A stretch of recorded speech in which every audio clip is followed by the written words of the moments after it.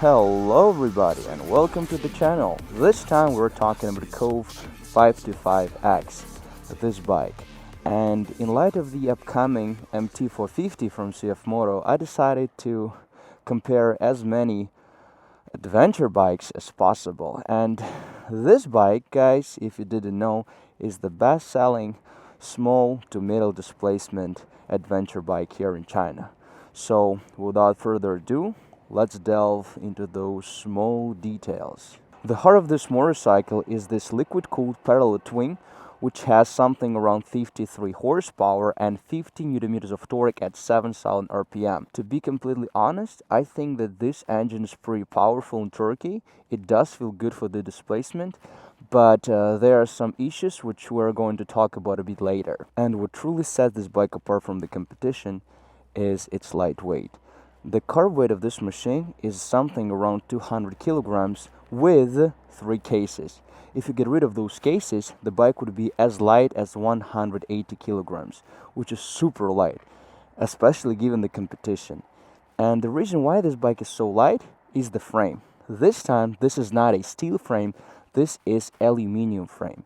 And to be honest, guys, this bike does feel super light, and the front end of the bike is super light, which is a good thing for some people, but in terms of the balance, in terms of the stability, on the high speed, it might be an issue in my opinion. Kove 525X comes equipped with Kove full adjustable front suspension.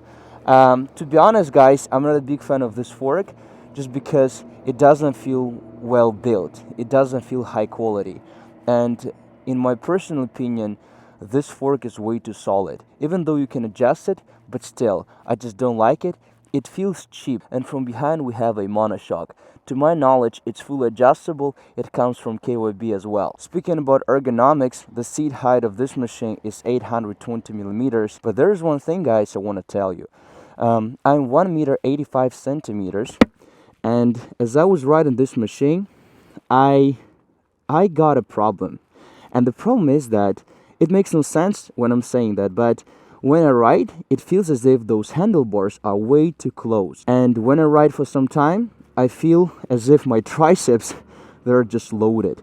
Why? Just because those handlebars, they're too close, and it feels as if I'm almost pushing the bike with my triceps. Over time, it gets pretty tedious, so I don't like it at all. On other bikes, I did not have this problem. So if you know something about that, if you faced the same problems I'm talking about, please let me know in the comment section below, because I do want to know whether I'm the only person who had this issue or not. I want to talk about brakes for a sec, guys. So this is 320 millimeter dual-sided disc. I think it's 320 millimeters. It might be 300. I don't know. I did not find any information on it, and I did not have the ruler to measure. But something tells me that it might be 320 millimeter disc. And the caliper is 2-piston caliper, not 4-piston caliper. And actually, guys, I'll be honest with you, I didn't like these brakes at all. They don't feel sharp. You need to squeeze them really hard. And I think that these brakes is the weakest point, the weakest part of this bike. And from behind, we have 220 millimeter single disc. Again, we have 2-piston caliper. And the rear brake is pretty okay, if you ask me. I really like those wheels. So these are not alloy wheels, as we can see. Those are wire-spoked wheels, and they look really good. Especially I like the rear wheel. It does look as if this is BMW. Yeah, so I like the wheels. This is Kove, so they have dual-channel ABS. And as always, they have this option of turn ABS off. Again, you can turn off ABS completely, or you can turn off rear ABS. I was talking about this bike for some time. I feel like it is time for me to swim my leg across, and we'll see how bike feels like. Oh, one thing I didn't mention, guys, is that this bike has 20-liter capacity tank, which is a cool thing. I really like it a lot. Alright, guys, so let's start the bike. Alright, now I'll rev it up for you. Ready? Yeah. It doesn't sound good. It doesn't sound good to me. Maybe you think that it sounds good. So tell me what you think about the sound.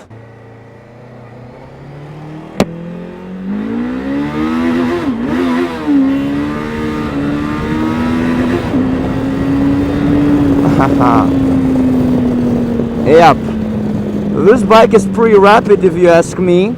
So the first gear goes up to 65-70 kilometers to my knowledge. The second one goes all the way up to 99. So yeah, in order to get to 100 you have to turn into third gear, which is alright, I guess, because this is an adventure bike. Guys, one cool feature about this bike is that it's incredibly maneuverable for the displacement. For the form factor. I really like to swerve around, and this bike is pretty big, but still you can do pretty much whatever you want. Alright guys, we're going to measure acceleration as always. Ready?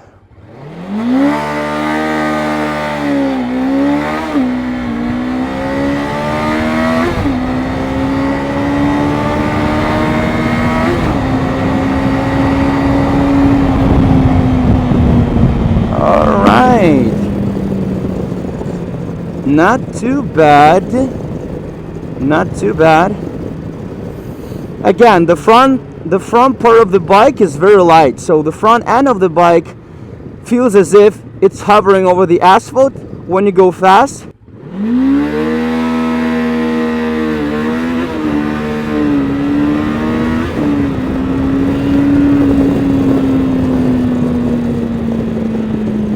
All right.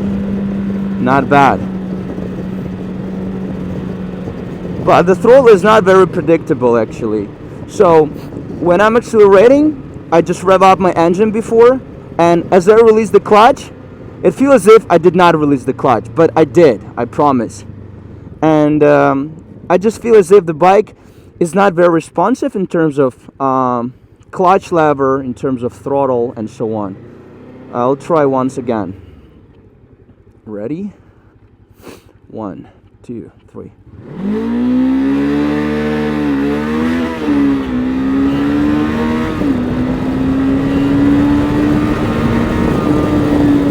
Alright, so this is what I was talking about just now. As I was launching the bike, I did a tiny wheelie, and I didn't do it on purpose, you know. And not that this bike is crazy fast, but it's so light that when you launch your bike, guys, you can still do some wheelies. Actually, it was fun, don't get me wrong, I like doing wheelies. But what I'm trying to say, guys, is that it might not be the most optimal option for a beginner.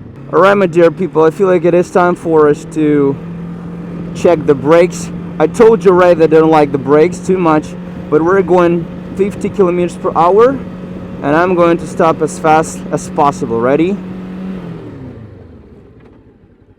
Okay, so this is brake performance. When I know that I need to stop efficiently for a video, I can still kind of squeeze out nice performance, but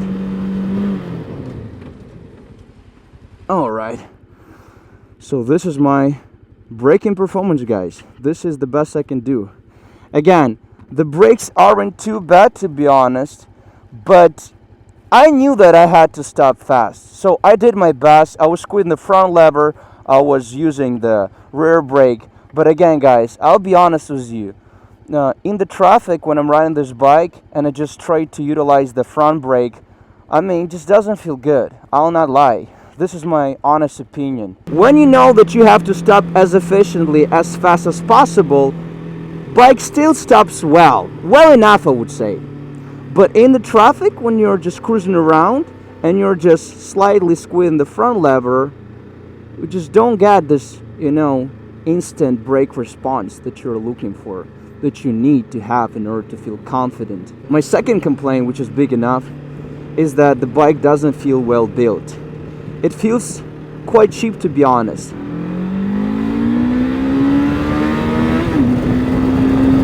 I think that in the pursuit of lightweight, Kove has sacrificed their quality a lot.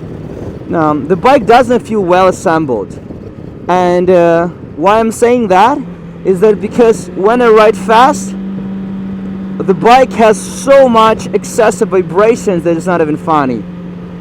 It's vibrating, guys, so badly that yesterday when I was riding with my girlfriend, she was legitimately scared. She thought that something is out of whack.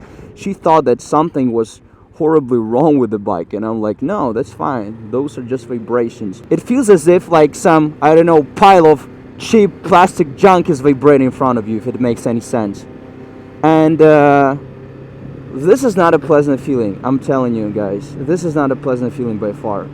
And this is pretty much my biggest complaint. The cheapness of the bike, the vibrations, and the brakes. Those vibrations don't feel too good. And the rattling which is coming out of those different parts of the bike, I'll show you. Just listen to the bike.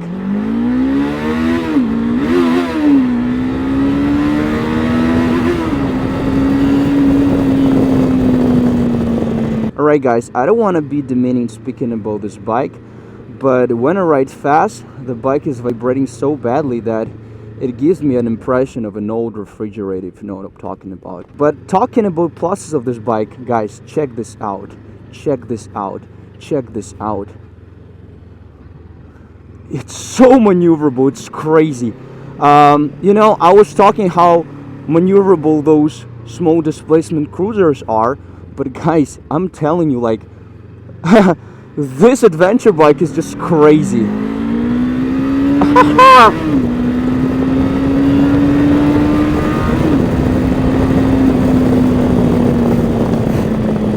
Yeah, maneuverability is on point. I feel like it would be really hard to compete with this maneuverability given how lightweight this bike is. Speaking about the gearbox, guys, I think that the gearbox isn't too bad, but it's definitely not the best gearbox in the class. If you're looking for the bike with the best gearbox, probably look further, because this gearbox, I mean, don't get me wrong, this bike has 6-speed gearbox, right? It has pretty nice slipper clutch, and the clutch lever is pretty soft, but I mean, I just slip into that neutral so many times, so I'm just getting pretty tired of it, to be honest. If not for the vibrations, if not for that crazy bad sound, if not for the brakes, this bike would be great and so much fun. I really like those mirrors though. Those mirrors are pretty nice, you can see everything. And there's one more thing, guys, I wanted to tell you. So this bike isn't so good for passenger. Passenger feels quite alright, but when I'm riding with a passenger, I don't feel so good. I feel cramped. I feel as if I'm just pushed forward too much and my arms are getting tired. My prior area doesn't feel so good. Speaking about the suspension, honestly speaking, I don't like the suspension too much. It's pretty rigid.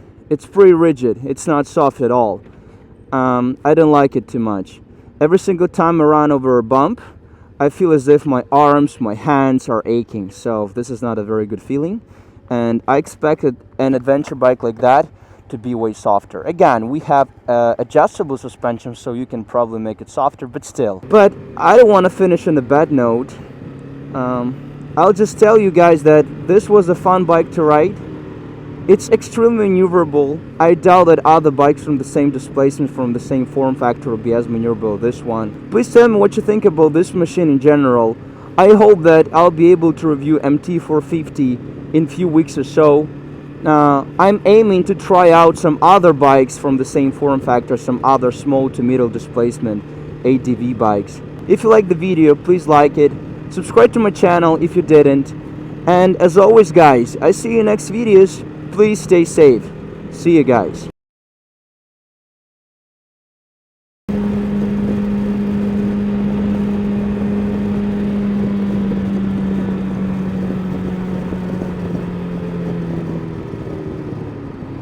Oh, Jude. Are you fine? Are you fine? You're fine? Oh, Jude. Are you fine? Doesn't matter, he felt the same way as we did. Are you fine? I'm fine. How's your knee? Oh,